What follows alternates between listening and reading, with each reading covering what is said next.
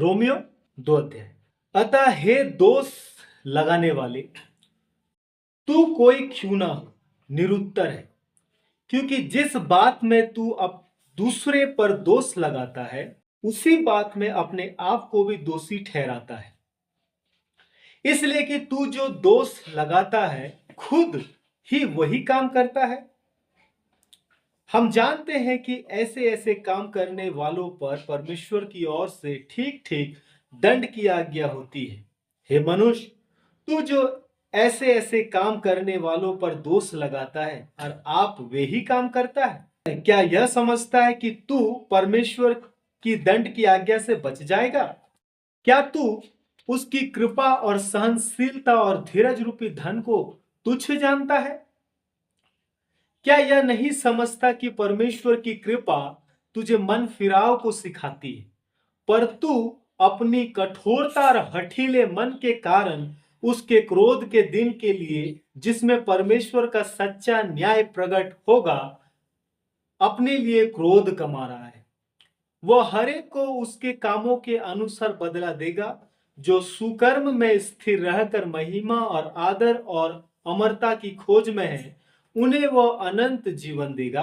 पर जो विवादी है और सच्चाई को, सत्य को नहीं मानते, वरन अधर्म को मानते हैं, उन पर क्रोध और कोप पड़ेगा। और क्लेश और संकट हर एक मनुष्य के प्राण पर जो बुरा करता है आएगा, पहले यहूदी पर, फिर यूनानी पर। परंतु महिमा और आदर और कल्याण हर एक को मिलेगा जो भला करता है, पहले यहूदी को, फिर यूनानी को, क्योंकि परमेश्वर किसी का पक्षपात नहीं करता।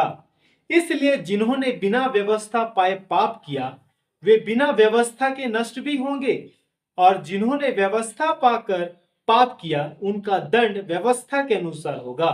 क्योंकि परमेश्वर के यहाँ व्यवस्था के सुनने वाले धर्मी नहीं, पर व्यवस्था पर चलने वाले धर्मी ठहराए जाएंगे।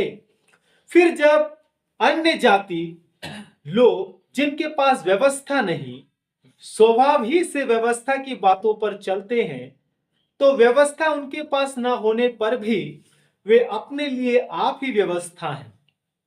वे व्यवस्था की बातें अपने अपने हृदयों में लिखी हुई दिखाते हैं, और उनके विवेक भी गवाही देते, और उनके विचार परस्पर दोष लगाते या उन्हें निर्दोष ठहराते हैं। जिस दिन परमेश्वर मेरे सुसमाचार के अनुसार यीशु मसीह के द्वारा मनुष्यों की गुप्त बातों का न्याय करेगा।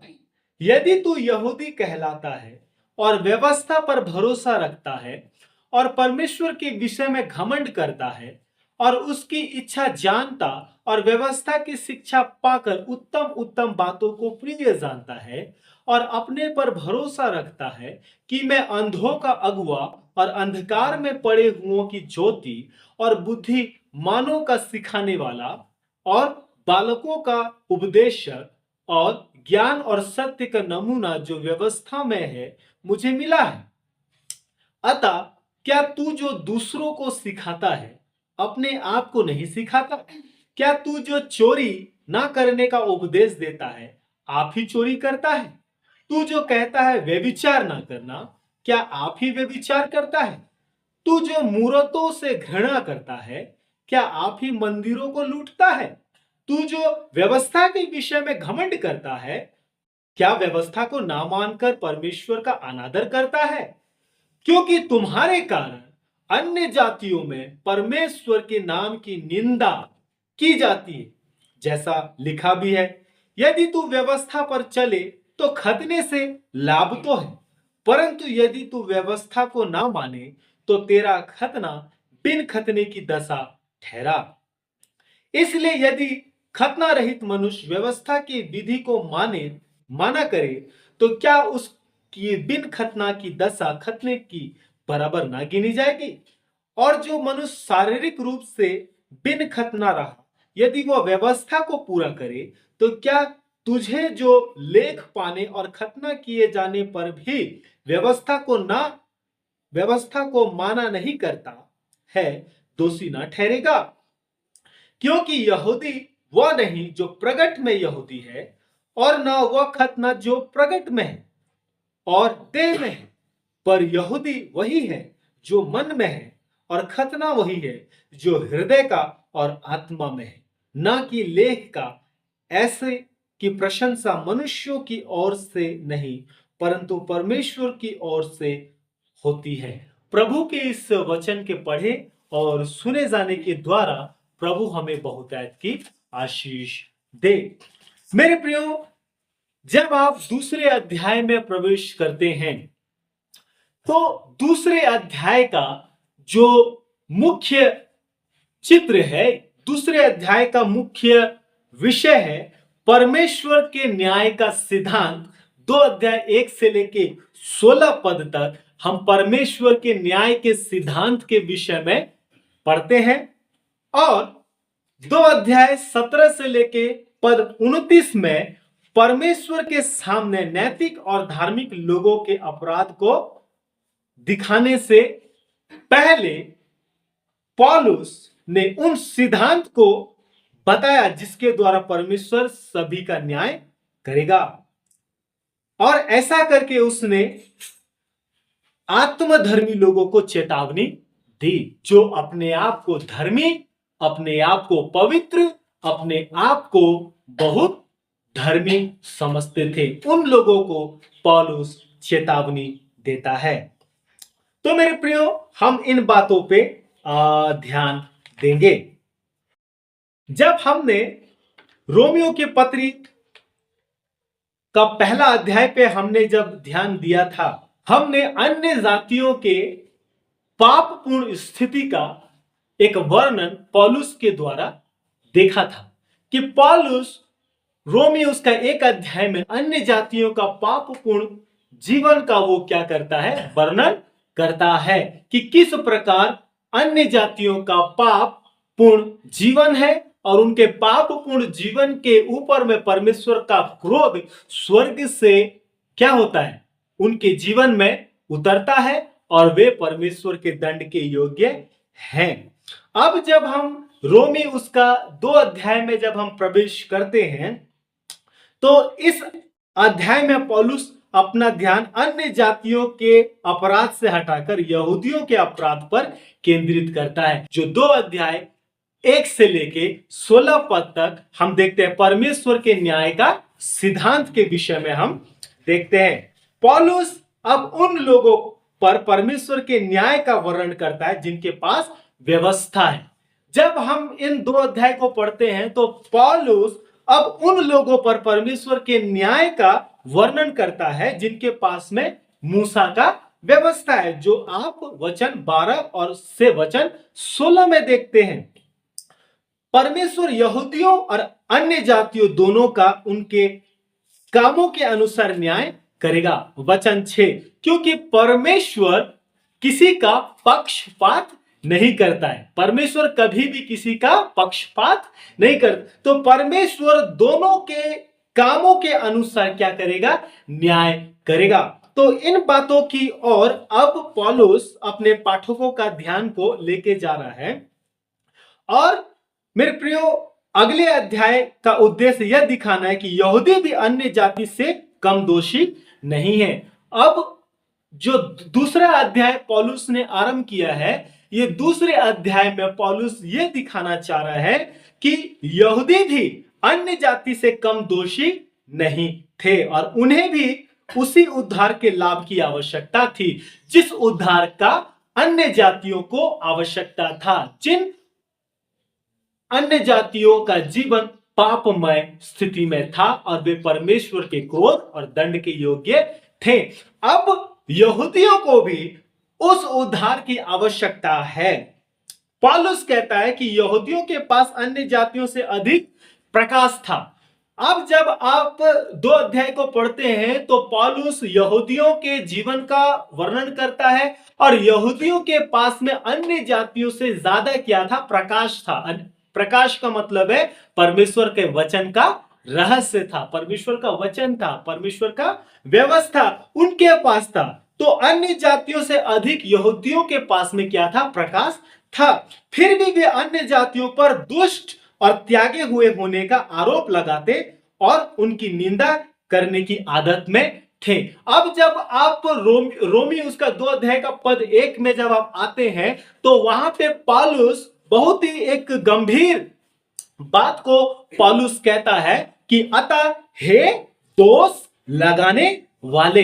जब आप इन वचनों को ध्यान से पढ़ते हैं, जब आप इन वचनों को ध्यान से अध्ययन करते हैं तो एक बात आपको स्मरण होता है कि यहां पर पौलुस नाम लेके नहीं परंतु गुप्त रीति से यहूदियों के पापपूर्ण जीवन का वो क्या कर रहा है, वर्णन कर रहा है। और मेरे प्रियो यहूदी लोग क्या थे, अन्य जातियों पर किस बात का आरोप लगाते थे कि अन्य जाति कैसा है, दुष्ट है, और अन्य जाति कैसा है, परमेश्वर की ओर से त्यागा हुआ है। इस बात को लेके यहूदी अन्य जातियों पर क्या करते थे, आरोप लगाते थे, उनकी क्या करते थे, निंदा किया करते थे। कौन, यहूदी लोग। और इस आदत में वे अपना जीवन को व्यतीत करते थे, जबकि वे इस आधार पर खुद को माफ कर देते थे कि उनके पास परमेश्वर का व्यवस्था है और वचन है और वे परमेश्वर के प्रिय लोग हैं।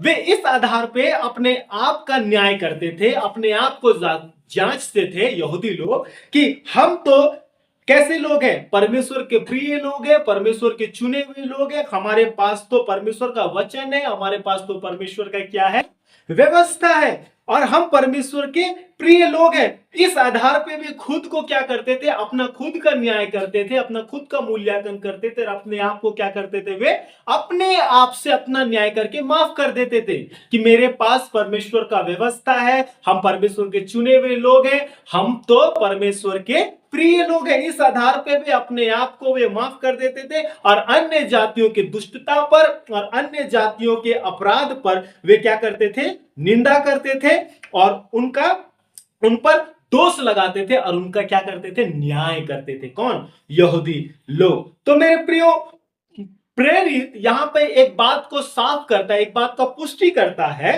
कि यहूदी अपने पाप में कैसे हैं, वे क्षमा करने के योग्य नहीं है। यहूदी क्यों वे क्षमा करने के योग्य नहीं है कि उन्हें परमेश्वर की दृष्टि में उसी आधार पर दोषी ठहराया जाना चाहिए जिस आधार पर उन्होंने अन्य जातियों को दोषी ठहराया था। जिस आधार पर यहूदी अन्य जातियों को क्या कर रहे हैं, दोषी ठहरा रहे हैं, अन्य जातियों को दुष्ट और त्यागे हुए बता रहे हैं और उनका न्याय कर रहे हैं और उनके जीवन में वे दोष लगा रहे हैं। तो उसी आधार पे, जिस आधार पे यहूदी अन्य जातियों के जीवन में क्या कर रहे हैं, दोष लगा रहे हैं, न्याय कर रहे हैं, उनकी निंदा कर रहे हैं, तो उसी आधार पे अब यहूदियों के जीवन में भी क्या किया जाना चाहिए, दोष लगाया जाना चाहिए।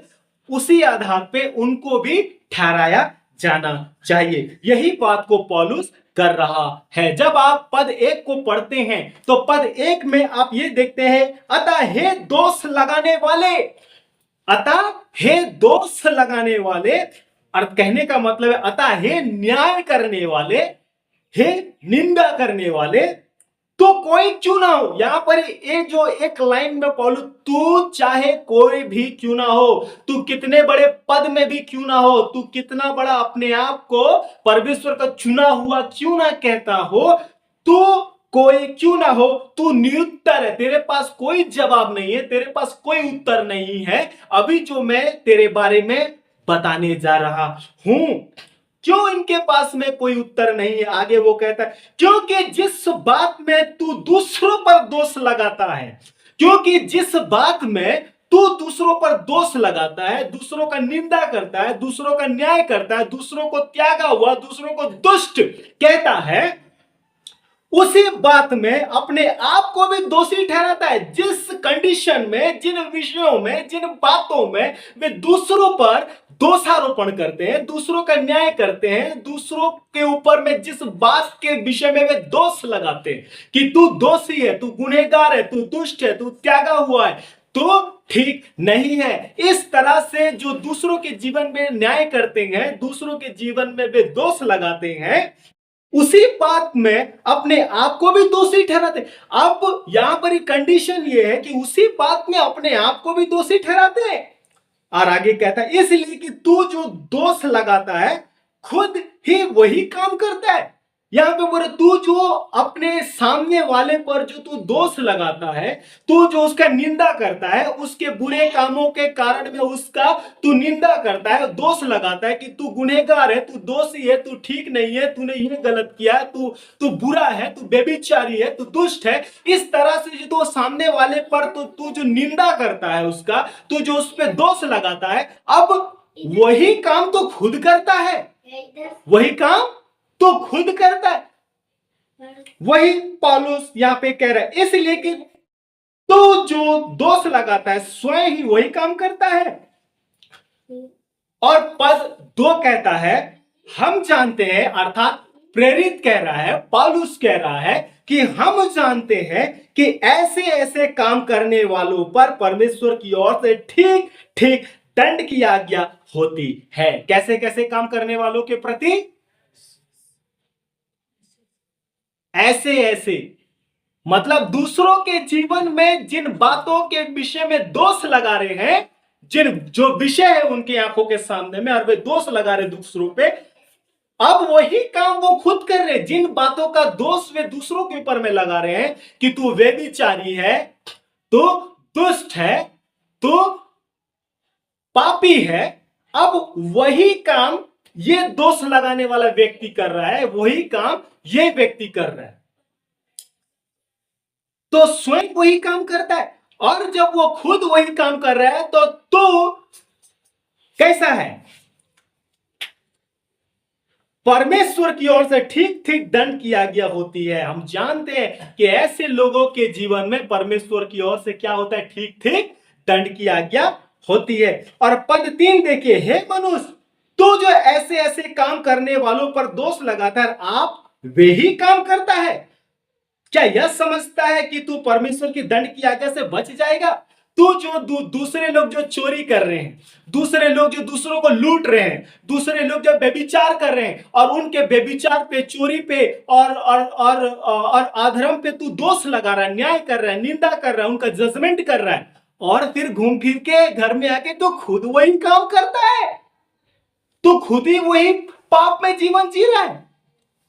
तो पौलुस आगे कहता है कि तू परमेश्वर की दंड की आज्ञा से कैसे बचेगा? अब तेरे जीवन में परमेश्वर का दंड है, अब तेरे जीवन में परमेश्वर का क्रोध है, अब तू परमेश्वर के क्रोध से और तू परमेश्वर के दंड से कैसे बचेगा? तो यह बात चल रहा है अध्याय 2 में।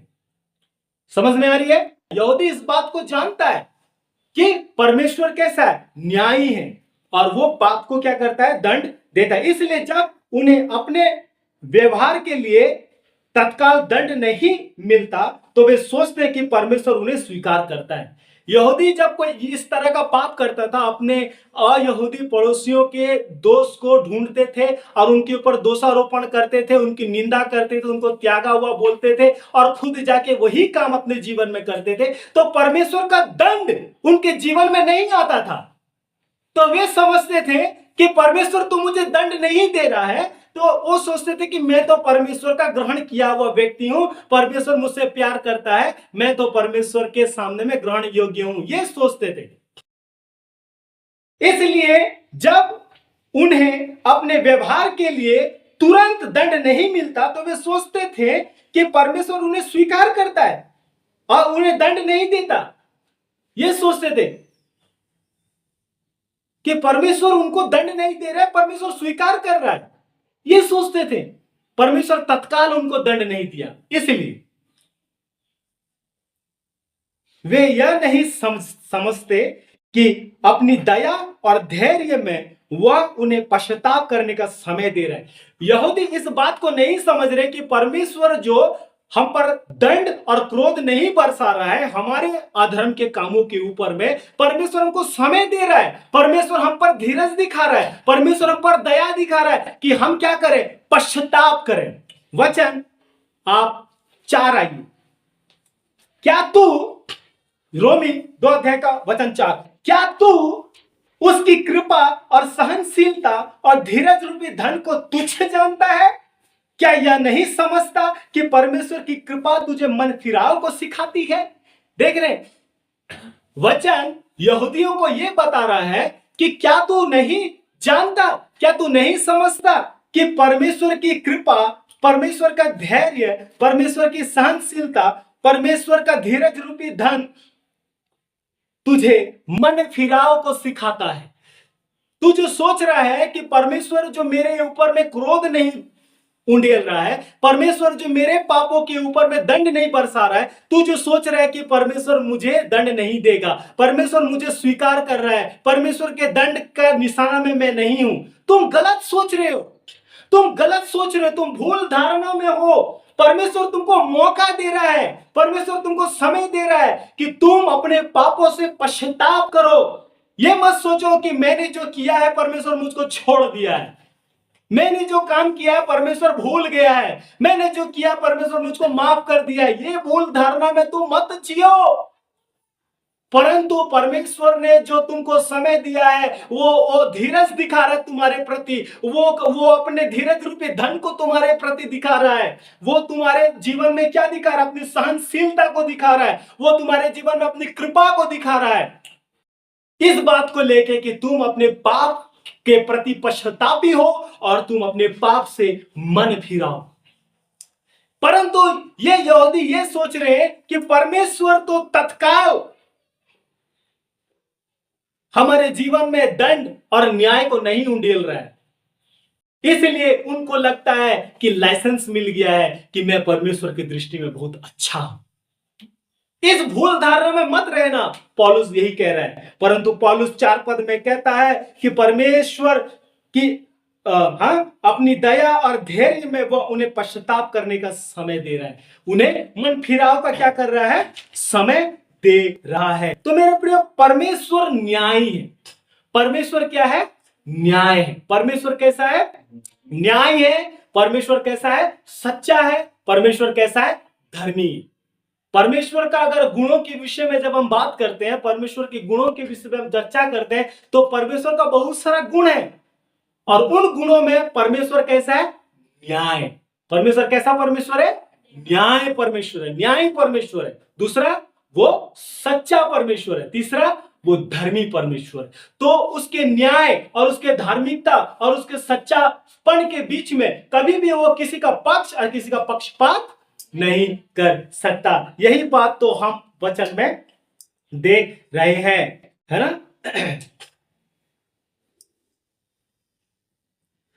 वचन 6 बताता है, वो हर एक को उसके कामों के अनुसार बदला देगा, चाहे वो यहूदी हो, चाहे वो यूनानी हो, चाहे वो अन्य जाति हो, चाहे वो यहूदी हो, चाहे वो विश्वासी हो, कोई भी हो। परमेश्वर न्याय है, धर्मी है और सच्चा है। वो लोगों के कामों के अनुसार उनको क्या करता है? बदला देता है। यही बात को पौलुस बता रहा है। मेरे प्रियो, परमेश्वर निष्पक्ष है और जहां कहीं भी वो पाप पाता है उसे दंडित करता है, चाहे वो उसके लोग हो चाहे उसके लोग नहीं हो। जहां कहीं भी परमेश्वर पाप पाता है वहां परमेश्वर क्या करता है? पाप को क्या करता है? दंडित करता है। पाप को क्या करता है? दंडित करता है। क्यों?